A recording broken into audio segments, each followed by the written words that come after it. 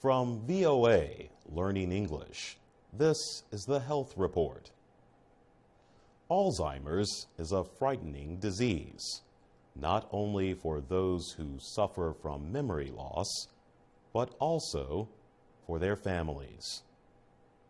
Researchers in California say a new way of treating Alzheimer's disease is showing promise for reversing some of that memory loss. The new treatment combines Western medicine with Eastern philosophy, ideas rooted in Asian religions. Dr. Dale Bredesen is with the Eastern Center for Alzheimer's Disease Research at UCLA. He says 9 of 10 patients suffering from either Alzheimer's or other brain disorders noted memory improvements. He says the new therapy treats the whole patient, not just parts of the patient. Dr. Bredesen says there is an ongoing balance of the brain remembering and forgetting. He says 36 different things, including a person's lifestyle, can create an imbalance in the brain. This imbalance can lead to memory loss. Some of those things include a person's diet, exercise, and sleep. Dr. Bredesen takes images of the patient's brains, tests their blood, and asks about their daily life.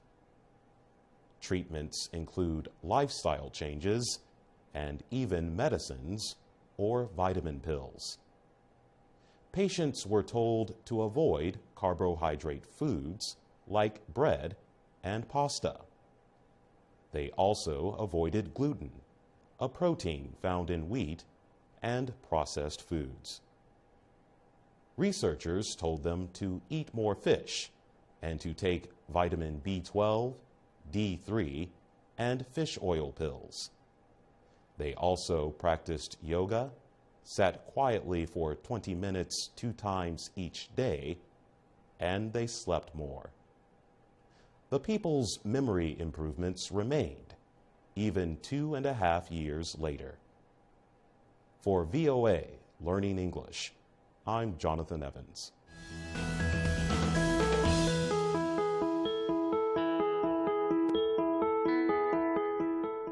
From VOA Learning English, this is the Health Report.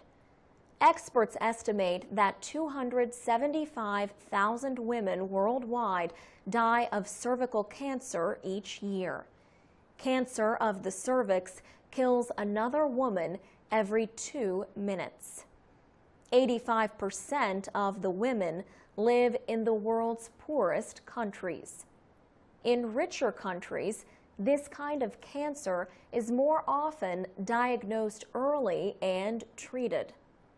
Cervical cancer is usually caused by the human papillomavirus.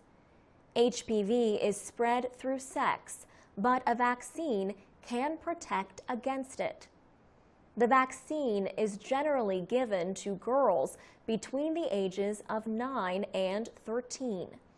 The HPV vaccine is given 3 times in 3 separate doses.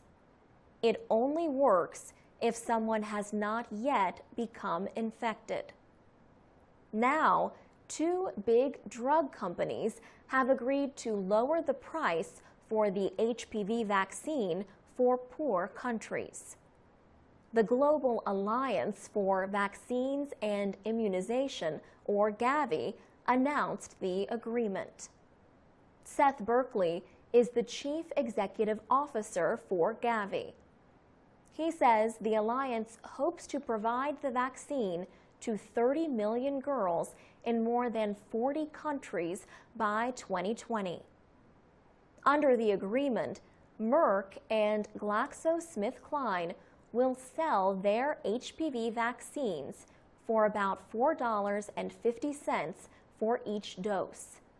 Until now, the lowest price for poor countries was $13 per dose. The vaccine costs more than $100 in developed countries. Kate Elder is with the medical aid group Doctors Without Borders. She says the new price is still too high. She says the drug companies have earned enough profit from vaccine sales. GlaxoSmithKline says the price has to be high enough so that company stockholders earn money on their investment.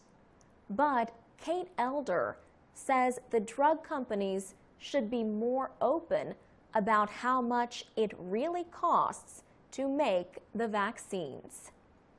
For VOA Learning English, I'm Alex Villarreal.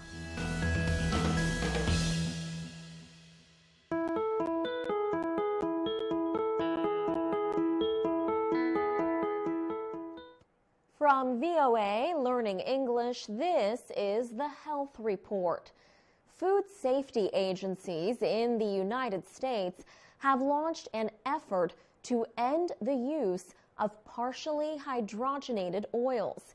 These oils are the main cause of trans fats in some processed foods. Health officials say the use of trans fats in food products is possibly harmful and can lead to health conditions that can turn deadly. Many of the foods made with trans fats are American favorites.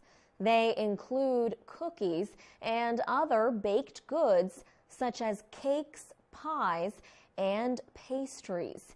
They are thought of as comfort food. Lisa Martin is a heart specialist at the George Washington University in Washington, D.C. She says published reports have shown that trans fats block the flow of blood in the arteries and can lead to serious health problems. She says some of the reports have linked small increases of trans fat in the diet to an increased risk of developing heart disease. The United States Food and Drug Administration says some food manufacturers and other businesses have already cut trans fat levels in their products. But the FDA says a further reduction could prevent an additional 20,000 heart attacks each year and 7,000 deaths from heart disease. FDA Food Safety Director Dennis Keefe says studies on the possible health benefits show why trans fats should not be used in food. Man-made trans fats have been used in restaurants and in processed foods to improve the quality, taste, and storage time of foods. But Mr. Keefe says a growing number of food manufacturers are finding other substances to use instead of trans fats. Americans have 60 days to comment on the FDA proposal for ending the use of partly hydrogenated oils before the rule becomes law. For VOA Learning English, I'm Alex Villarreal.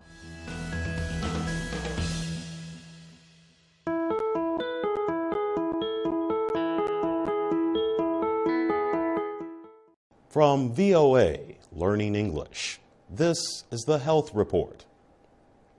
Frances Jensen is a neuroscientist. She has been studying the human brain for most of her career. But even she was not ready for the job of raising 2 teenage boys. So Dr. Jensen decided to study the research on the human brain to get some answers. What she found might clear up some myths or misinformation about teenagers. The first myth is that a teenager's body and mind grow at the same rate.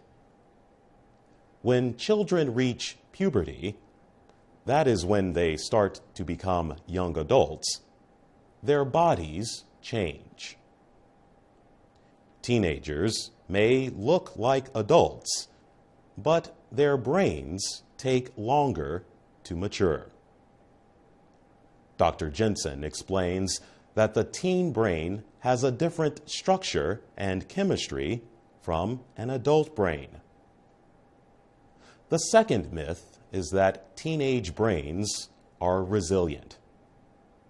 At times, Dr. Jensen says, the teenage brain is resilient. It can recover from a bad experience. But sometimes things like stress and drug and alcohol use can give teens long-term problems. She says drugs and alcohol can especially affect a teenager's intelligence quotient, or IQ. A third myth is that teenagers are lazy. Parents might not like it when teenagers go to sleep late and wake up late in the morning. But Dr. Jensen says a teen's biological clock is set differently than an adult's. A biological clock controls the body's waking and sleeping processes. She explains that the brain releases a hormone to make you sleepy.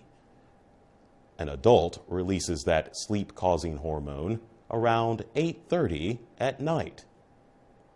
But a teenager's brain does not release that chemical until about 11 at night. This leads to a later bedtime, even when the teen has to wake up early the next morning. For VOA Learning English, I'm Jonathan Evans.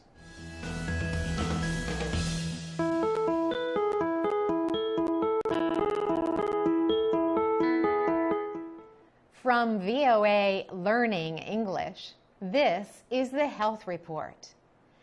Ketamine is a drug that puts people and animals into a deep sleep. Doctors inject it into patients so they can be operated on.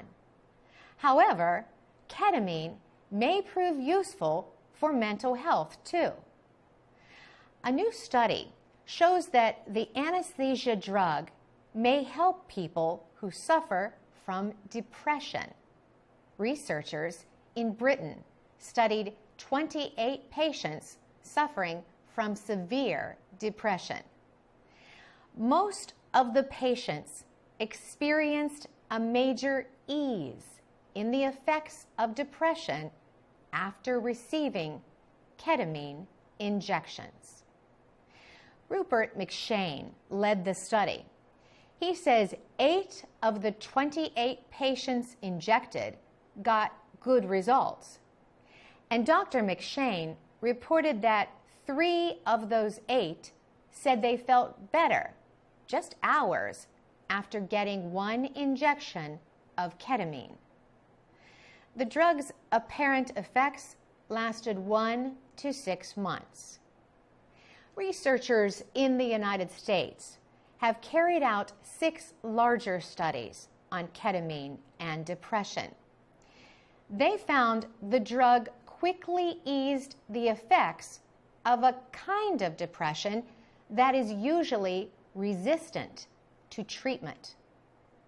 Carlos Zarate is a researcher with the U.S. National Institute of Mental Health. He says there are 30 different kinds of antidepressant drugs on the market. But he says a single kind will not ease all the effects of the disorder. As a result, Mr. Zarate says most patients with depression are treated with more than one antidepressant. The researcher says ketamine directly targets a brain chemical linked to depression. He says traditional antidepressants target that chemical only indirectly. The British study of ketamine was published in the Journal of Psychopharmacology. For VOA Learning English, I'm Carolyn Presutti.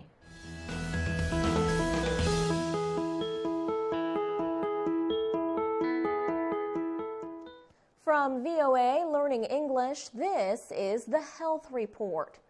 One of the best ways to avoid getting sick is to wash your hands repeatedly with soap and water. Health experts say hand washing removes harmful germs and helps prevent germs from spreading. Some companies now manufacture germ-killing products like antibacterial soaps.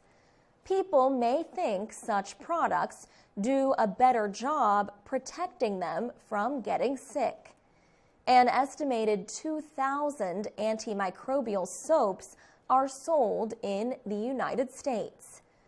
Recently, a federal agency called on the makers of these products to prove they are more effective than traditional soap and water.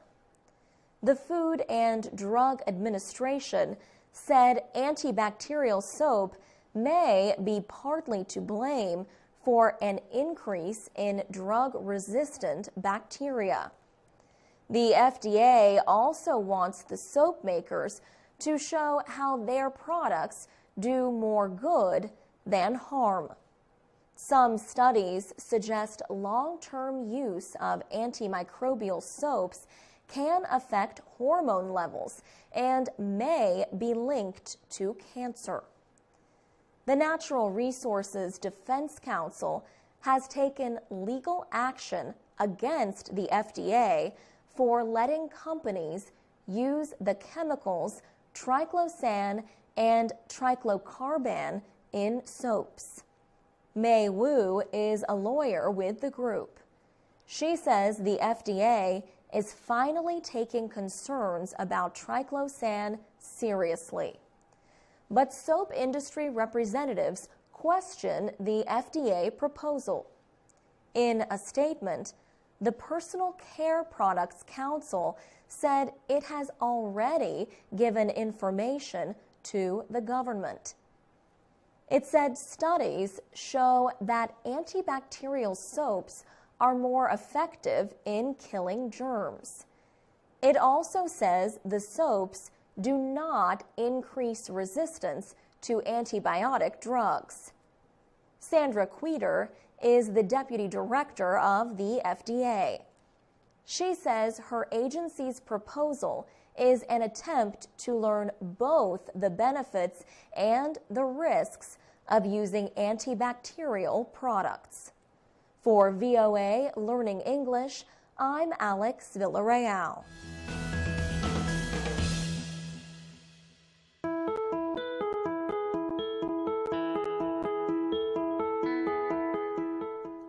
From VOA Learning English, this is the Health Report. A new report from the United States Surgeon General finds that smoking tobacco is even deadlier than was known. The report says smoking causes birth defects, a leading cause of death among babies.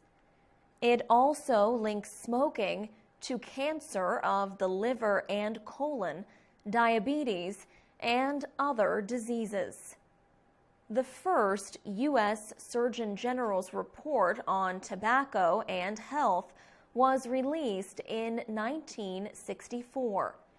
It was the first scientific report to link smoking with lung cancer and heart disease. Now, 50 years later, Acting Surgeon General Boris Lushniak has released a new report on how smoking tobacco can harm health. His report urges more tobacco control measures. The suggested controls include raising the price of cigarettes and banning smoking in enclosed spaces. The new report calls for research on whether reducing nicotine in cigarettes could help people stop smoking. Dr. Lushniak says studies have shown that smoking can cause diseases such as diabetes and rheumatoid arthritis. It also has been linked to an increased risk of tuberculosis and death. One of the most troubling findings is that women are now as likely to die from smoking as men. A woman smoker's risk of lung cancer is now the same as a man who smokes. And more women die from chronic lung disease than men. Those who do not smoke are at a higher risk for stroke when left unprotected from tobacco smoke. The latest research also shows the chemicals in tobacco smoke can harm brain development in a fetus. The Surgeon General supports more anti-smoking media campaigns and more help for people who want to stop smoking. For VOA Learning English, I'm Alex Villarreal.